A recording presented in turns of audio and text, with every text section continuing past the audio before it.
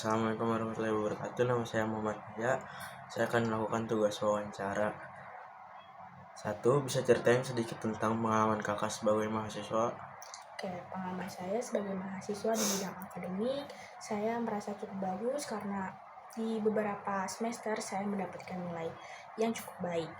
Dan di bidang non-akademik, saya pernah mengikuti sebuah acara dan saya mendapatkan divisi acara. Di situ saya melatih bagaimana caranya saya membuat acara tersebut berjalan lancar, dan saya belajar bagaimana bekerja sama secara tim dan melatih jiwa kepemimpinan saya. Apa motivasi kakak memilih jurusan kuliah yang sekarang? Oke, motivasi saya mengambil jurusan saya itu ilmu komunikasi karena saya ingin lebih baik dalam bisa berbicara kepada umum, dan saya juga ingin keluar dari zona nyaman saya yang sebelumnya sulit berbicara di depan umum. Ketika saya masuk di dunia ilmu komunikasi, saya perlahan-lahan bisa keluar dari zona nyaman saya. Menurut kakak, apa tantangan terbesar yang biasanya dialami mahasiswa?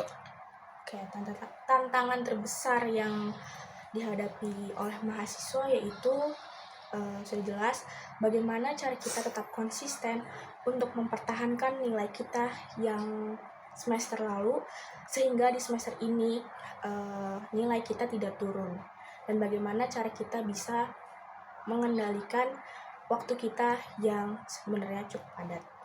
Bagaimana cara kakak membagi waktu antara kuliah dan kehidupan pribadi? Oke, cara saya mengatur waktu antara kuliah dan kehidupan pribadi itu cukup melihat di mana prioritas saya yang bisa saya jalani lebih dulu. Menurut kakak, apa perbedaan paling besar antara kehidupan sekolah dan kuliah? Oke, perbedaan besar itu jelas terlihat karena kalau sekolah kita tuh pasti belajar tuh dari setengah 7 sampai jam 3. Nah, kalau kuliah kita tuh mengikuti jadwal tiap semester.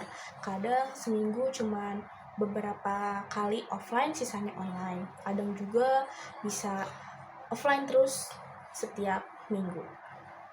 Apa menurut kakak mahasiswa sekarang sudah cukup kritis dan aktif di lingkungan kampus? Menurut saya mahasiswa saat ini sudah cukup aktif dan kreatif, apalagi yang sudah bergabung oleh organisasi atau komunitas, karena mereka berani menyampaikan pendapat mereka dan juga peka terhadap isu sosial. Ada juga mahasiswa yang pasif karena mereka fokus terhadap nilai akademik mereka.